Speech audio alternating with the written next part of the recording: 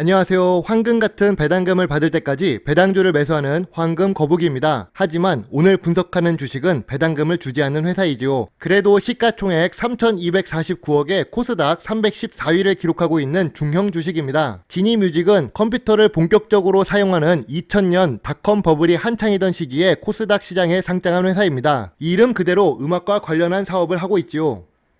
조금씩 황금 거북이 오픈 채팅방에 입장하는 사람들이 많아지고 있습니다. 새로 오신 골골님께서 동양 EMP와 롯데케미칼 지니뮤직을 주력으로 보유 중이셔서 지니뮤직 종목 분석을 시작하려고 합니다. 물론 황금 거북이의 개인적인 투자 기준 4가지를 토대로 분석을 할 것이며 이 화면에서 알 수 있듯이 4가지 기준 중 재무 상태와 미래 성장성은 빨갛게 충족되고 있고 단기 순이익은 조금 아쉬워서 노란색으로 표시가 되어 있네요. 그리고 파란색은 처음에 언급한 것처럼 배당금을 지급하지 않기 때문에 퍼렇게 물들었습니다.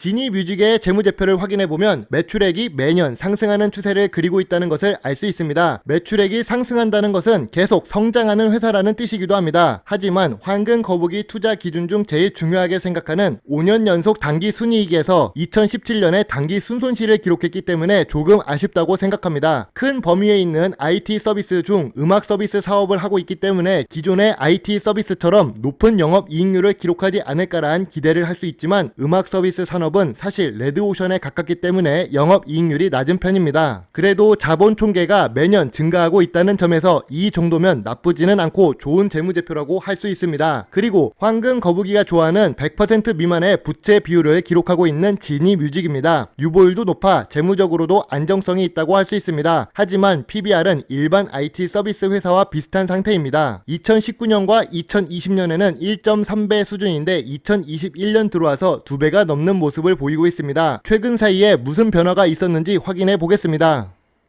멜론과 함께 지니뮤직은 오랫동안 음악 서비스 사업을 하고 있었습니다. 하지만 지니뮤직이 KT 계열사라는 것을 아는 사람은 적을 수도 있지요. 주요 주주가 64% 보유하고 있고 유통 주식이 36% 수준입니다. 코스닥에 있고 중형 주식이라 그런지 외국인은 1.5% 정도밖에 보유하지 않아서 의외로 개인이 갖고 있는 유통 주식이 많다고 할 수 있습니다. 여기 보시면 황금 거북이의 주요 주주 지분 공식이 나왔습니다. 첫 번째는 대기업 계열 회사는 안정성이 높은 주식일 가능성이 높다는 것과 두 번째는 경쟁사가 보유하고 있는 주식은 성장성이 높을 수 있다는 점입니다. 특히 KT 같은 경우 통신 서비스가 주력 산업이기 때문에 돈이 마르지 않는 꾸준한 캐시카우를 보유한 회사입니다. 그런 모회사가 있기 때문에 지니뮤직이 안정성이 높았던 것이지요. 그뿐만이 아니라 시가총액 6조가 넘는 LG U+와 3조가 넘는 CJ ENM도 지니뮤직 지분을 12%, 15%를 보유하고 있음을 알 수 있습니다. 대기업이 심심해서 지분을 보유한 것은 아닐 것입니다. 이해관계 중에서도 성장성이 있기 때문에 투자를 했을 것 같습니다. 분명 매출액이 상승하는 회사는 성장성이 높은 회사일 가능성이 높습니다. 다만 음악 서비스 사업이기 때문에 해외 매출이 내수 매출보다 낮은 것은 어쩔 수 없습니다. 해외 시장에서는 이미 기존의 대형 회사들이 장악하고 있기 때문에 추가적인 시장 진출이 어렵다는 한계가 있습니다. 여기서 알 수 있는 것은 매출액은 상승하지만 국내 위주의 매출이기 때문에 이 상승세가 멈출 수 있는 시기가 금방 올 수 있다는 것입니다. 참고로 2021년의 반기 매출액을 보면 2020년과 비슷한 수준이 될 것으로 예상됩니다. 그래도 KT 계열 회사이기 때문에 안정성이 높고 새로운 사업에 도전할 수 있습니다. 아까 재무제표에서도 자본이 계속 증가하고 있고 유보율도 높아서 추가적인 사업 다각화가 가능한 상태입니다. 안정성이 확보되어야 추가적인 상승을 할 수 있다는 것은 상식선에서 이해할 수 있습니다. 최근 뉴스에 의하면 전자책 1위 기업인 밀리의 서재를 지니뮤직이 지분 인수를 했습니다. 참고로 밀리의 서재 같은 경우 추후에 IPO를 할 예정이기 때문에 추가적인 주가 급등을 지니뮤직이 할 수도 있는 상황입니다. 다만 아래에 보이는 9월 2일 파란색 뉴스를 추가로 확인해 보겠습니다. 황금 거북이는 예전부터 좋은 뉴스에 대해 경계하는 마음을 갖고 있습니다. 뉴스에서 지니뮤직은 미디어 콘텐츠 사업을 강화하고 있고 플랫폼 경쟁력이 유효하기 때문에 삼성증권에서 목표가와 의견은 제시하지 않았지만 성장성을 언급했습니다. 꼭 제일 최저가를 찍을 때에는 말하지 않다가 주가가 반등을 하니 이런 뉴스가 나와서 10% 이상 하락을 하게 만들고 있습니다. 물론 현재 성장 주식들이 하락을 하고 있기 때문에 이동평균선 121선과 200일선 아래에 있고 고점 대비 32% 하락한 상태입니다. 그럼 어느 시점에 매수를 하는 것이 좋은 투자 결과를 낼 수 있을까요?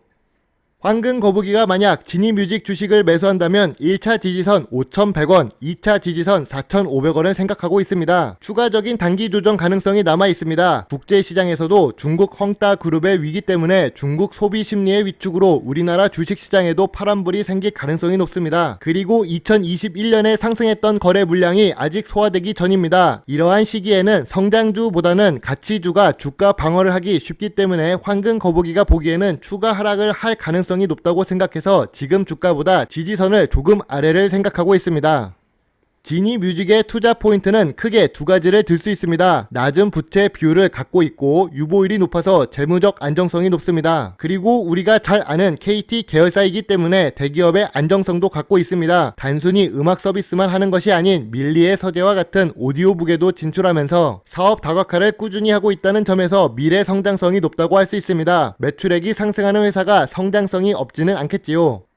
매출액은 상승하지만 음악 서비스 사업이라 해외 시장에 진출하는 것은 어렵습니다. 이미 해외에서는 더 큰 규모의 음악 서비스를 제공하는 회사들이 있기 때문에 이 정도 규모의 지니뮤직으로는 부족한 상황입니다. 그리고 주가가 상승 거래 물량이 소화되기 전이라 추가로 하락할 수 있다고 생각합니다.